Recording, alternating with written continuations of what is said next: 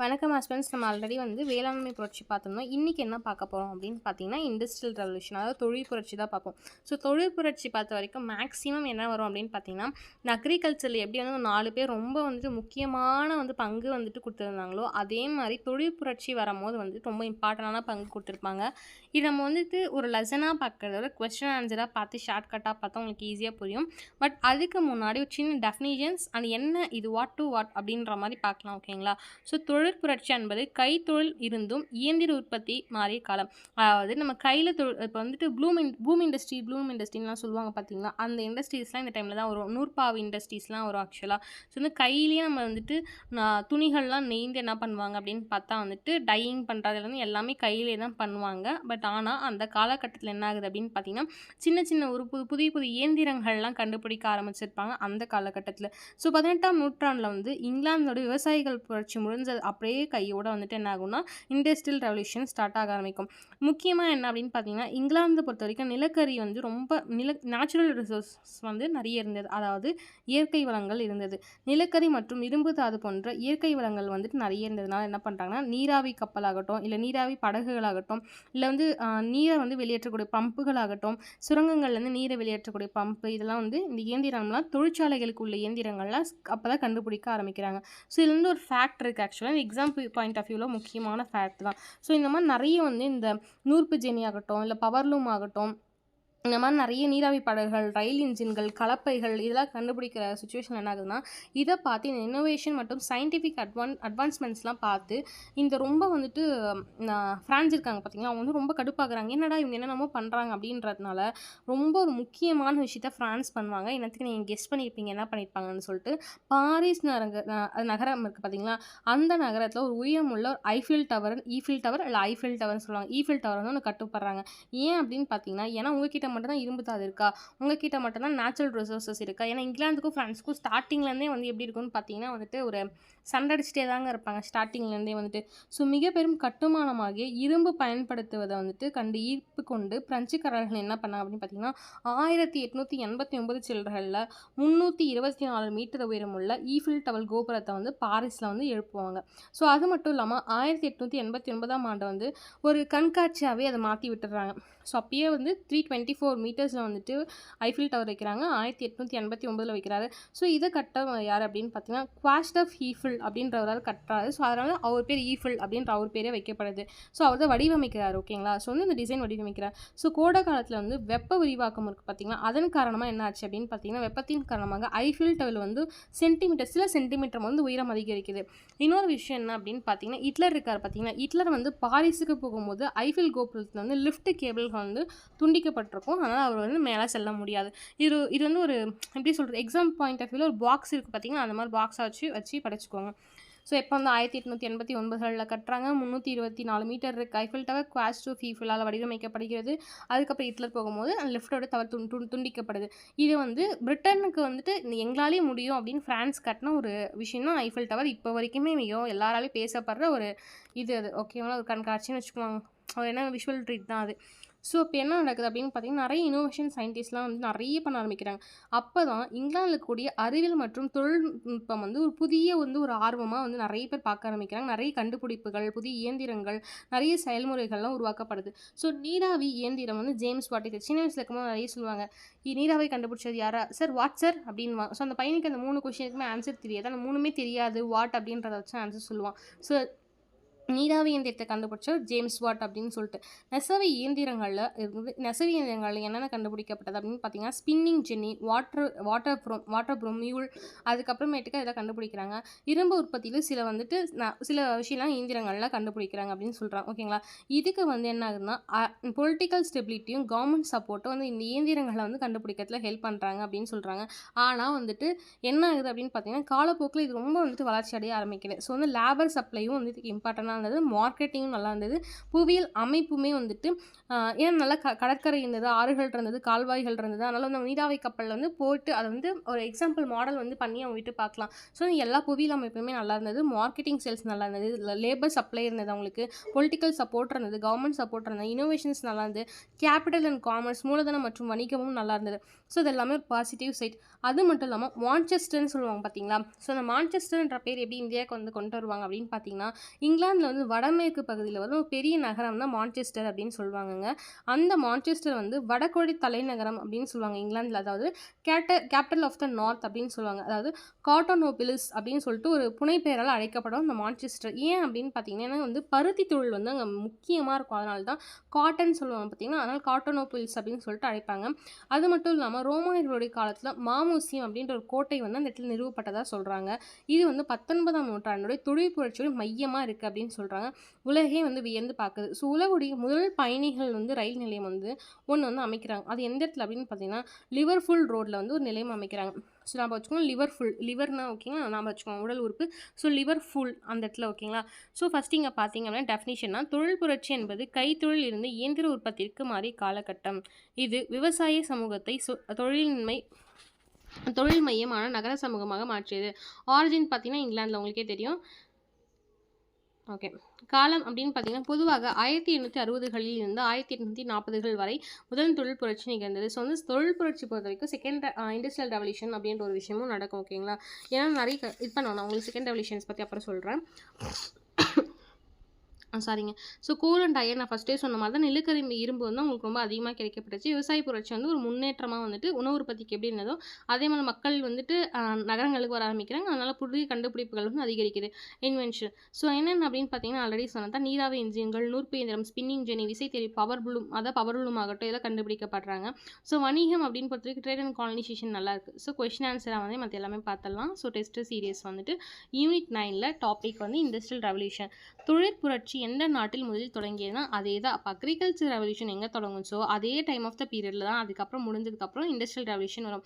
Even முடிஞ்சதுக்கப்புறம் கூட சொல்ல முடியாது. 1700லேருந்து 1850கள் வரைக்கும் வந்து அக்ரிகல்ச்சர் ரெவல்யூஷன் சொன்னேன். இது 1840கள் வரைக்கும் அதே டைம் ஆஃப் த பீரியடில் தான் வந்துட்டு இது வந்திருக்கு. தொழிற்புரட்சி என்ற வார்த்தையை முதலில் பயன்படுத்தியவர் யாருன்னு கேட்டிருக்காங்க ஓகேங்களா. ஸோ யார் அப்படின்னு பார்த்தீங்கன்னா ஃப்ரெட்ரிக் எங்கெஸ் மற்றும் ஜார்ஜஸ் மிச்செல்லட் ஓகே அப்படின்றவங்க தான் வந்துட்டு தொழிற்புரட்சி அப்படின்ற வார்த்தையை வந்து கண்டுபிடிச்சிருக்காங்க. ஸோ இது எப்படி ஞாபகம் வச்சுக்கிறது மேம் அப்படின்னு கேட்டிங்கன்னா வந்து ஃப்ரெட்ரிக் அப்படின்றவர் வந்து எங்கிலேஸ் ஓகே. ஃப்ரெட்ரிக் அப்படின்ற வந்து ஃப்ரெண்டு வந்து எப்போ பார்த்தாலும் எங்கெல்லாம் வந்து கூப்பிட்டு போவான்னா மிச்சர் சாப்பிடலாம் கூப்பிட்டு போவான், ஐஸ் சாப்பிடுவோம், மிச்சர் சாப்பிடுவோம், ஃப்ரெண்டு கூப்பிட்டு போவான். ஆனால் அதுதான் அவனுடைய பிஸ்னஸாகவே தொழிலாகவே வச்சுட்டு இருந்தான் ஓகேங்களா. தொழிற்புரட்சின்ற வார்த்தையை முதலில் பயன்படுத்தியவனா ஃப்ரெட்ரிக் அப்படின்னா ஃப்ரெண்டு ஓகேங்களா. எங்கெல்லாம் கூப்பிட்டு போவாங்கன்னா ஜார்ஜஸ்ன்றது ஐஸ்ன்னு மாற்றிக்குவோம், ஜார்ஜ் ஐஸ்ன்னு சொல்லிட்டு. ஐஸ்கிரீம் சாப்பிட மிச்சல்ன்றது மிக்சர். ஸோ மிக்சர்ஸ் அப்படின்னு கூப்பிட்டு போவோம். முதல் நீராவி இன்ஜினை உருவாக்கியவர் ஜேம்ஸ் வாட் உங்களுக்கே தெரியும். நூற்பு இயந்திரத்தை அதாவது ஸ்பின்னிங் ஜெனி கண்டுபிடித்தவர் யார் அப்படின்னு பார்த்தீங்கன்னா ஜேம்ஸ் ஹார்கிர்விஸ் அப்படின்னு சொல்லுவோம் ஓகேங்களா. ஸோ நீங்கள் ஹார்கிர்விஸ் எப்படின்னு பார்த்தீங்கன்னா இந்த ஹார்கிர்விஸ் வந்து எப்படி வச்சுக்கோங்கன்னா க்ரீஸ் இருக்கும் பார்த்தீங்களா. நீங்கள் வந்துட்டு அந்த இதுக்கெலாம் போடுவீங்கல்ல, அந்த கேட்டுக்கோ இல்லைன்னா அந்த பைக்குக்கோ க்ரீஸ்லாம் போடுவீங்கள்ல, அந்த க்ரீஸ் வந்து எப்படி இருக்கும் அப்படின்னு பார்த்தீங்கன்னா வந்து நூற்பு இயந்திரம் மாதிரி இருக்கும், நூலுடைய இயந்திரம் மாதிரி இருக்கும். ஸோ நூலில் கூடமே க்ரீஸ் போட்டுக்கலாம். அப்போ ஜேம்ஸ் ஹார்கிர்விஸ் ஓகேங்களா. ஸோ விசைத்தறியை அதாவது பவர் லூம் கண்டுபிடித்தவர் யார் அப்படின்னு பார்த்தா எட்மண்ட் கார்ட்ரைட். இது எப்படி நான் வச்சுக்கிங்கன்னா பவர் வந்து எந்த இடத்துக்கு வேணும் அப்படின்னு பார்த்தீங்கன்னா வந்து அதாவது மட்டுனா வந்து களிமண் சொல்லுவோம்ல, களிமண்ணுக்கும் சரி காருக்கும் சரி எதுக்கான ரைட் சைடு வந்து நமக்கு தேவை. ஸோ எட்மண்ட் கார்ட்ரைட் ஓகேங்களா. Cartwright okay. ரைட் சைடுனா ரைட் சைடில் தேவை அப்படின்னு சொல்கிறாங்க. விசை தெரியுதுன்னா பவர் லூம். ஸோ நீராவியில் இயங்கும் கப்பலை உருவாக்கியவர். ஸோ நீராவியால் இயங்குதுன்னு கண்டுபிடிச்சிட்டோம். அப்போ அந்த கப்பலை வந்து உருவாக்கியிருப்பார்ல அவர் பேர் என்னன்னா ராபர்ட் ஃபுல்டன் அப்படின்னு. புல்டன் சொல்லுவாங்க ஆக்சுவலாக. இது வந்து புல்டன் எப்படின்னாலும் சொல்லலாம். ஸோ நீராவி இயங்கும் கப்பலை வந்து இப்படி உருவாக்கிறாங்க. அதை கண்டுபிடிச்சவங்க யார் அப்படின்ற ஷார்ட்கட் வச்சுக்கலாம். ராபர்ட் புல்டன்னா ஸோ புஷ் அப்படின்னு சொல்லுவோம் பார்த்தீங்களா. ஸோ அந்த மாதிரி புல் பண்ண மொத்தம் ஒரு நீர் போய் கப்பலை உருவாக்குனாரு அப்படின்னு நம்ம வச்சுக்கோங்க. புல்டன் ஓகேங்களா, புல் பண்ணுறதுனால. ஸோ ரயில்வேயின் தந்தை என்று அழைக்கப்படுபவர் யாருன்னா ஜார்ஜ் ஸ்டீஃபன்சன் தான். உங்களுக்கே தெரிஞ்சிருக்கும், எனக்கு ஷார்ட்கட்லாம் தேவையில்லை. ஸ்டீஃபன்சன் தான் ரயில்வேயின் தந்தை அப்படின்னு சொல்கிறாங்க. ஸோ அதே போல் லிவர்பூல் அப்படின்றதுல முதல் ரயில் பாதை வந்து அமைக்கிறாங்க, ஏன்னா மான்செஸ்டர் பகுதியை சேர்ந்தது. ஸோ நெக்ஸ்ட்டு என்ன கொஸ்டின் அப்படின்னு பார்த்தீங்கன்னா 8வது கேள்வி, இங்கிலாந்தில் முதல் ரயில்வே சேவை எங்கு தொடங்கப்பட்டது அப்படின்னு கொஸ்டின். ஓகே, இங்கிலாந்தில் ஃபஸ்ட்டு ரயில் பாதை கேட்கல, நோட் பண்ணிக்கோங்க. ரயில் சேவை அப்படின்னு பார்த்தீங்கன்னா வந்து ஸ்டாக்டன் முதல் டார்லிங்டன் வரை. ஓகே, ஸ்டாக்டன் முதல் டார்லிங்டன் வரைக்கும் டன்னாக வந்து எடுத்துகிட்டு போகிறாங்க. ஓகே, ஸ்டாக்கை வந்து டன்னாக எடுத்துகிட்டு போகிறாங்க அப்படின்னு நம்ம வச்சுக்கோங்க. ஸ்டாக்டன் முதல் டார்லிங்டன் வரை. 9வது கேள்வி, முதல் தொழிற்சாலையில் முக்கியமான என்ன பொருட்கள் தயாரிக்கப்பட்ட ஜவுளி பொருட்கள். ஏன்னா காட்டன், நான் ஃபஸ்ட்டே சொன்னேன், காட்டன் ஆஃபீல்ஸ் அப்படின்னு சொல்லிட்டு ஒரு நகரம் பேரே வைப்பாங்க அப்படின்னு சொல்லியிருந்தேன் பார்த்தீங்களா, அதாவது காட்டனோபொலிஸ் அப்படின்னு சொல்லிட்டு. ஸோ இப்போ காட்டன் இருந்தால் ஜவுளி பொருட்கள் தான் வந்துட்டு தொழிற்சாலை முக்கியமான பங்காக இருக்கும். நெக்ஸ்ட்டு 10வது கொஷின், இண்டஸ்ட்ரியல் புரட்சியின் போது ஏற்பட்ட முக்கிய சமூக மாற்றம் எதுனா நகரமயமாக்கல். ஏன்னா ஆல்ரெடி நீங்கள் அக்ரிகல்ச்சர் பண்ணும்போது என்ன பண்ணிட்டீங்க, அங்கே சிறு விவசாயிகள் வந்து நகரத்தை நோக்கி உருவாக்க ஆரம்பிச்சிட்டிங்க. அப்போ அர்பனைசேஷன் பண்ணுறதாகவும் இருக்கலாம். நெக்ஸ்ட் தொழிலாளர் வந்து அவங்களுடைய வர்க்கத்துடைய எழுச்சியாகவும் இருக்கலாம் அப்படின்றாங்க. ஸோ 11வது question, laissez faire okay, laissez faire கொள்கை என்றால் என்ன? அதாவது லைசஸ் ஃபேர் அப்படின்ற கொள்கை என்றால்னா அரசின் தலையீடு இல்லாமல் பொருளாதாரம் இயங்குது. இப்போ ஒரு எக்ஸாம்பிள் சொல்லணும் அப்படின்னு பார்த்தீங்கன்னா வச்சுக்கோங்க, நீங்கள் வந்து ஒரு பொருள் வந்துட்டு ஒரு கண்டுபிடிக்கிறீங்க, இல்லைனா வந்து ஒரு பொருளை வந்து நீங்கள் வந்து சப்ளை பண்ணுறீங்க அப்படின்னா அதில் வந்து பொலிட்டிக்கலாக வந்து இப்போ இந்த எதுவுமே நான் வந்துட்டு உள்ளே வர மாட்டாங்க. ஓகே, இன்டர்ஃபியர் ஆக மாட்டாங்க. நீங்களாம் வந்து எக்கனாமிக்கலாக வந்து நீங்கள் எப்படி வேணாலும் ஃபிக்ஸ் பண்ணிக்கலாம். வந்து தக்காளி வந்து ஒரு 20 கிலோ வந்து இவ்வளோ இல்லை, 1 கிலோ வந்து 20 ரூபாய் நீங்களும் ஃபிக்ஸ் பண்ணிக்கலாம். ஸோ அரசுடைய தலையீடு இல்லாமல் பொருளாதாரம் இயங்கும்னு சொல்கிறாங்க. ஸோ 12th கொஸ்டின் பாருங்கள், தொழில் புரட்சி எந்த 2 புதிய சமூக பிரிவினை உருவாக்கியது அப்படின்னு கேட்டிருக்காங்க. ஸோ தொழில் புரட்சி உருவாக்குறது கேபிட்டலிசம் அப்படின்ற ஒரு விஷயத்தை ரொம்ப வந்துட்டு அவ்வளோ ஆணித்தரமாக உருவாக்குச்சு. ஆக்சுவலாக கேபிட்டலிசம்ன்ற அந்த வார்த்தை வந்து எப்பயும் வந்திருக்கும், பட் ஆனால் ரொம்ப இம்பார்ட்டண்டான வார்த்தை இந்த இடத்துல. சாரிங்க, என்னன்னு தெரியல, இந்த அக்ரிகல்ச்சர் ரெவல்யூஷனும் ஃப்ரெஞ்ச் ரெவல்யூஷன் நடத்தும் போது மட்டும் ஏதாச்சும் ஒரு கால் வந்துகிட்டே இருக்குது. சரி, ஓகே, நெக்ஸ்ட் கொஸ்டின் பாருங்கள். நீராவி என்ஜின் எதற்காக முக்கியமாக பயன்படுத்தப்பட்டது அப்படின்னு பார்த்தா சுரங்கங்களுக்கு கூடி நீரை வந்து வெளியேற்றதுக்காக பயன்படுத்துகிறாங்க அப்படின்னு சொல்கிறாங்க. ஓகேங்களா. ஸோ நெக்ஸ்ட்டு ஃபேக்ட்ரி ஆக்ட் எதற்காக கொண்டு வரப்பட்டது? அதாவது ஃபேக்ட்ரி சட்டம் எதற்காக கொண்டு வரப்பட்டது? குழந்தை தொழிலாளர் முறையை வந்து ஒழுங்குபடுத்துறதுக்காகவும் தொழிலாளர்களை வந்து வேலை நேரத்தை வந்து கட்டுப்படுத்துறதுக்காக கொண்டு வராங்க. ஸோ இரும்பு உற்பத்திக்கு பயன்படுத்தப்பட்ட புதிய கண்டுபிடிப்பு வந்து அதாவது என்ன அப்படின்னு பார்த்தீங்கன்னா புட்லிங் செயல்முறை. ஓகே, புட்லிங் ப்ராசஸ் அப்படின்னு சொல்லுவாங்க. இரும்பு உற்பத்தி பயன்படுத்த கண்டுபிடிக்கப்பட்ட ஒரு இது புட்லிங் ப்ராசஸ். நெக்ஸ்ட்டு பெஸ்ஸேமர் செயல்முறை. அதாவது பெஸ்ஸேமர் செயல்முறை எதற்காக பயன்படுத்துகிறோன்னா ஸ்டீல் எக் இருக்குது பார்த்தீங்களா, ஆக்சுவலாக அதுக்காக தான் பயன்படுத்துகிறாங்க பெஸ்ஸேமர். ஸோ இதிலே பார்த்தீங்கன்னா வந்து நிறைய வந்து விஷயம்லாம் கொண்டு வந்துருப்பாங்க. என்ன அப்படின்னு பார்த்தீங்கன்னா இந்த எக் அண்ட் ஸ்டீல் இருக்குது பார்த்தீங்களா, அதெல்லாம் இந்த டைமில் தான் வந்து உருவாக்குவாங்க. அந்த எக் அண்ட் ஸ்டீல்ஸ் வச்சு நிறைய வந்துட்டு கம்பெனிஸ்லாம் வந்துட்டு ஒரு ப்ராசஸாகவே பண்ணுவாங்க. நெக்ஸ்ட்டு தொழில்நுட்ப மாற்றங்கள் வந்து நிறைய வந்து வரும். அப்புறம் வந்து வேதியியல் துறையின் வந்து முன்னேற்றம் அடையும். விஞ்ஞான ஆராய்ச்சிகள் நிறைய இருக்கும். நெக்ஸ்ட்டு 2ஆம் கட்டம் வந்துட்டு இண்டஸ்ட்ரியில் ஜெர்மனி உள்ளே வருவாங்க. ஸோ இந்த மாதிரி பெட்ரோலியம் வருகை வந்து இருக்கும். அலெக்சாண்டர் கிரஹாம்பெல் வந்து தொலைபேசி கண்டுபிடிக்கிறது, மின்சாரத்தோட சக்தி வந்துட்டு மைக்கேல் ஃபெரடே கண்டுபிடிக்கிறது. ஸோ அமெரிக்காவில் தாமஸ் ஆல்வா எடிசன் வந்து அவருடைய பங்களிப்பு 1870s இருக்கிறது. அப்புறம் எஃகு உற்பத்தி வந்துட்டு பெசமர் முறைன்னு சொல்லுவாங்க. அதான் சொன்ன பார்த்தீங்கன்னா பெசேமர் முறைன்னு சொல்லுவாங்க. அப்புறமா வந்துட்டு எக்கு மூவிங் அசம்பிளின்னு சொல்லிட்டு ஒரு நகரும் சட்டசபை வந்து உருவாக்குவாங்க. அப்புறம் என்ன விஞ்ஞான ஆராய்ச்சிக்கு வந்து நிறைய பங்குகள்லாம் இருக்கும். ஓகேங்களா. அப்போ ஜெர்மனிலாம் உருவாங்க. நிறைய சாலைகள்லாம் போடுவாங்க. ஓகேங்களா, சாலைகள்லாம் போடுவாங்க. அப்புறம் தொழில் புரட்சியை பார்க்கும்போது என்ன அப்படின்னு பார்த்தீங்கன்னா வந்துட்டு தொழில் புரட்சியோட விளைவு வந்து நேர்மறையாகவும் இருக்கும், எதிர்மறையாகவும் அந்த டைமில் இருந்திருக்கு அப்படின்னு சொல்கிறாங்க. ஸோ வந்துட்டு அந்த டைம் நிறைய வந்து மாற்றங்கள், பொருளாதார மாற்றம் வந்திருக்கு, சமூக மாற்றங்கள், தொழில்நுட்ப மாற்றங்கள் எல்லாமே வந்திருக்கு. அந்த டைமில் என்ன நடக்கும் அப்படின்னு பார்த்தீங்கன்னா பீட்டர்லூ படுகொலை அப்படின்னு சொல்லிட்டு இருக்கும். அதாவது பீட்டர்லூ மேசக்கேர் அப்படின்னு சொல்லுவாங்க. பீட்டர்லூ படுகொலை அப்படின்ட்டு ஆகஸ்ட் 16, 1819 வந்து நடக்கும். ஓகேங்களா. ஸோ அந்த டைமில் அந்த பீரியட் நடக்கும். நெக்ஸ்ட் வந்து டோல்புடில் குற்ற வழக்கு அப்படின்னு சொல்லிட்டு ஒரு வழக்கு நடத்துவாங்க. அதுக்கப்புறம் இரும்பு பாதை வேலை நிறுத்தம் வந்துட்டு நடக்கும் அந்த டைமில். ஸோ நாடு முழுவதும் வேலை நிறுத்தம் நடத்துவாங்க. அரசாங்கத்துடைய தலையீடு வந்து அந்த வேலை நிறுத்தத்தில் வந்து நசுக்கப்படுவார்கள் அந்த இதில் வந்துட்டு. நெக்ஸ்ட் இந்த ஹேமார்கேட் படுகொலை நடக்கும் அந்த டைமில். அப்புறம் வந்துட்டு இவள் தாங்க. ஸோ இந்த மாதிரி சில விஷயம்ஸ்லாம் நடக்கும். நம்ம கொஸ்டினாக பார்த்துக்கலாம். ஸோ பெசமல் ப்ராசஸ் அப்படின்னா எக்கன் தயாரிக்கும் கட்டுமான பொருட்களின் விலையை குறைத்து உற்பத்தியை அதிகரிக்கும் கண்டுபிடிப்பை ஹென்றி பெசமல் செய்தன எஃகு தயாரிக்கும் முறை தான். ஓகேங்களா. ஸோ கால்நடைகளை தேர்ந்தெடுத்து இனப்பெருக்கம் செய்தல் முக்கிய பங்கேற்றவர். ஸோ நம்ம அதிலே பார்த்து அக்ரிகல்ச்சர் ராபர்ட் பேக்கல். தொழில் புரட்சியின் 2வது கட்டம் எப்படின்னு பார்த்தீங்கன்னா 19th century தான் ஜெர்மன் வருவாங்கன்னு சொல்லியிருந்தோம். ஓகேங்களா. ஸோ நகரங்களில் ஏற்பட்ட நெரிசல், சுற்றுச்சூழல் மாசுபாடு மற்றும் சுகாதாரக்கேடு. ஓகேவா? ஸோ இது என்ன அப்படின்னு பார்த்தீங்கன்னா, ஒரு டைம் நான் என்னென்ன பெயர் தொழில்கள் கண்டுபிடிச்சவங்களாம் பார்த்துக்கலாம். இயர் வேண்டாம். ஸோ ஓகேங்களா? ஸோ நெசவு தொழில் பொறுத்த வரைக்கும் ஜான் கே அப்படின்றவர் என்ன பண்ணுவார்னா, எந்திர நாடா என்னும் பறக்கும் கருவி நாடாவை கண்டுபிடிப்பார். Okay, John Kay. அதுக்கப்புறம் ஜேம்ஸ் ஹார்க்ரிவ்ஸ் சொன்ன பற்றி கிரீஸ்ன்னு சொன்ன பார்த்தீங்கன்னா, அவர் வந்து ஜென்னி மற்றும் நூற்கருவிகள் கண்டுபிடிப்பார்.